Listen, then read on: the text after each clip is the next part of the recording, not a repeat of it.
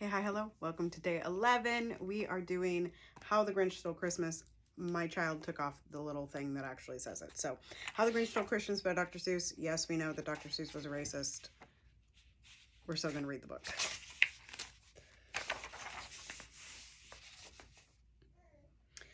Every Who down in Whoville liked Christmas a lot. But the Grinch, who lived just north of Whoville, did not. The Grinch hated Christmas, the whole Christmas season. Now, please don't ask why. No one quite knows the reason. It could be his head wasn't screwed on just right. It could perhaps be that his shoes were too tight. But I think that the most likely reason of all may have been because his heart was 2 sizes too small. But whatever the reason, his heart or his shoes, he stood there on Christmas Eve hating the Whos, staring down from his cave with a sour, grinchy frown at the warm, lighted windows below their town.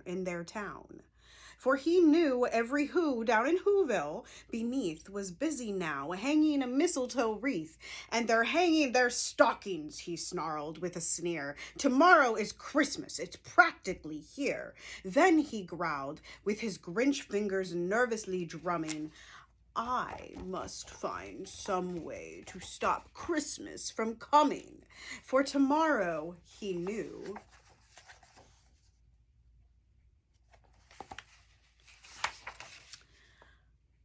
all the Who girls and boys would wake bright and early. They'd rush for their toys, and then, oh, the noise! Oh, the noise, noise, noise, noise!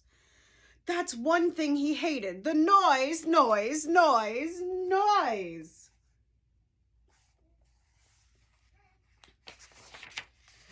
Then the Whos, young and old, would sit down to a feast, and they'd feast, and they'd feast, and they'd feast, feast, feast, feast. They would feast on Who pudding and rare Who roast beast, which was something the Grinch couldn't stand in the least.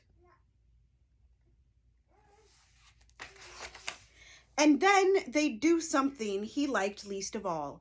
Every Who down in Whoville, the tall and the small, would stand close together with Christmas bells ringing. They'd stand hand in hand, and the Whos would start singing. They'd sing and they'd sing and they'd sing, sing, sing, sing. And the more the Grinch thought of this Who Christmas sing, the more the Grinch thought, I must stop this whole thing. Why, for 53 years I've put up with it now. I must stop this Christmas from coming. But how?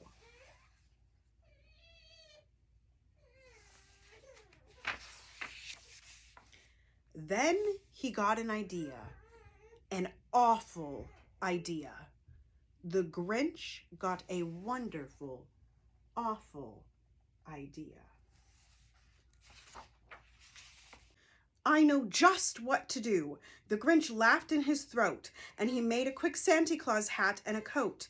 And he chuckled and clucked, what a great Grinchy trick. With this coat and this hat, I look just like St. Nick. All I need is a reindeer. The Grinch looked around, but since reindeer are scarce, there was none to be found. Did that stop the old Grinch? No. The Grinch simply said, if I can't find a reindeer, I'll make one instead. So he called his dog Max, then he took some red thread, and he tied a big horn on the top of his head. Then he loaded some bags and some old empty sacks on a ramshackle sleigh, and he hitched up old Max.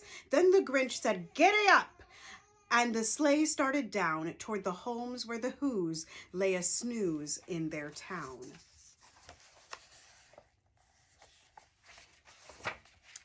All their windows were dark. Quiet snow filled the air. All the Whos were all dreaming sweet dreams without care. When he came to the first little house on the square, this is stop number 1, the old Grinchy Claus hissed, and he climbed to the roof, empty bags in his fist.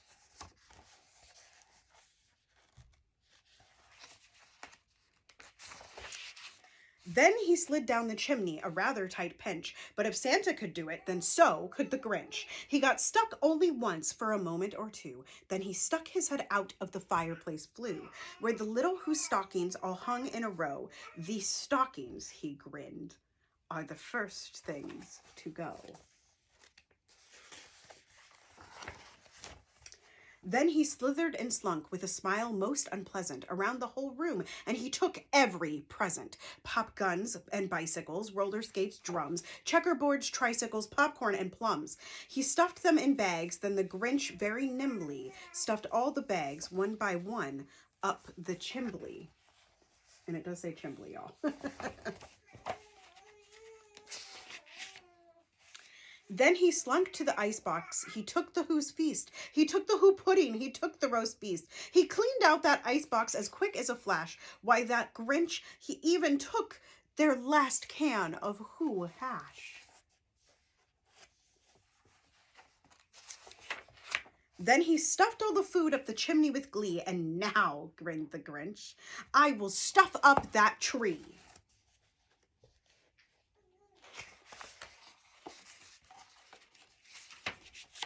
And the Grinch grabbed the tree and he started to shove when he heard a small sound like a coo of a dove. He turned around fast and saw a small Who, little Cindy Lou Who was not more than 2. The Grinch had been caught by this tiny Who daughter, who'd got out of bed for a cup of cold water. She stared at the Grinch and said, Santa Claus, why? Why are you taking our Christmas tree? Why?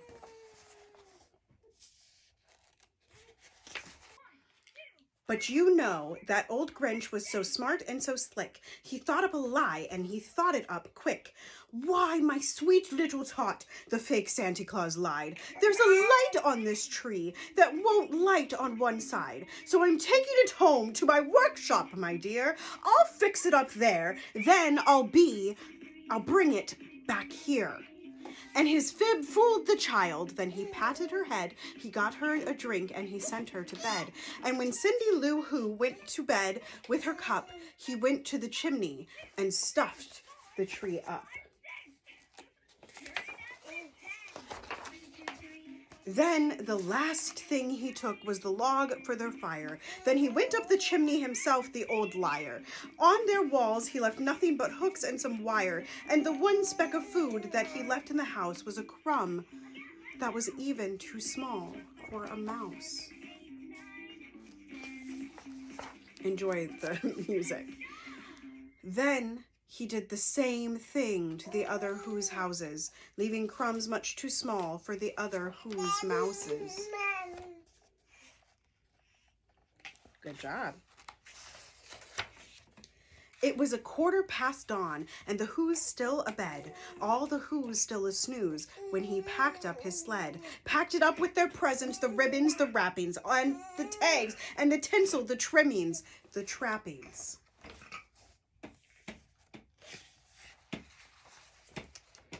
3,000 feet up the side of Mount Crumpet, he rode with his load to Tip-Top to dump it. Pooh-pooh to the Who's, he was grinchishly humming. They're finding out now that no Christmas is coming. They're just waking up, I know just what they'll do. Their mouths will hang open a minute or two. Then the Who's down in Whoville will all cry, boo-hoo.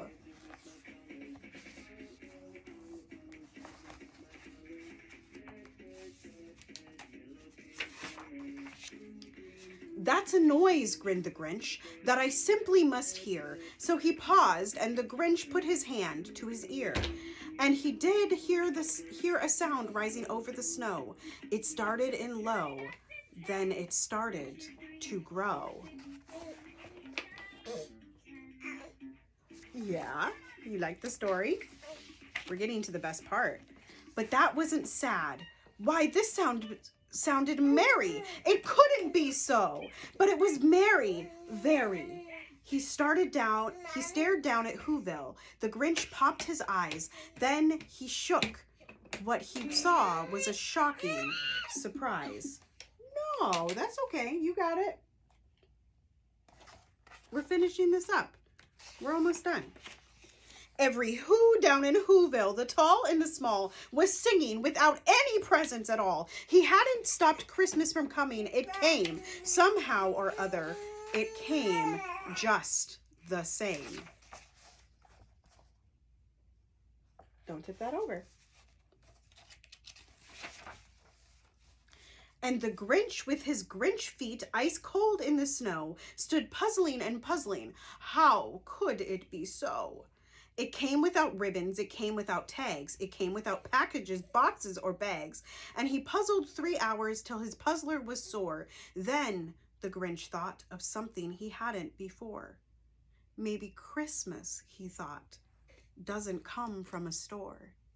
Maybe Christmas, perhaps, means a little bit more.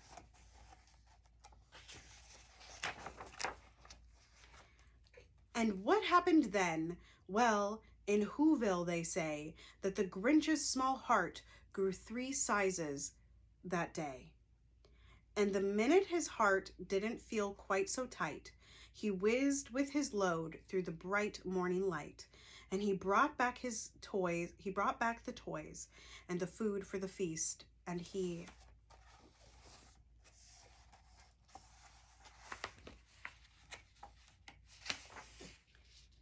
himself, the Grinch, carved the roast beast.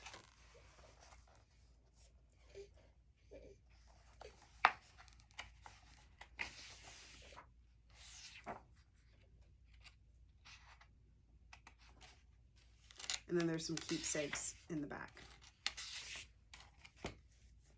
See you tomorrow.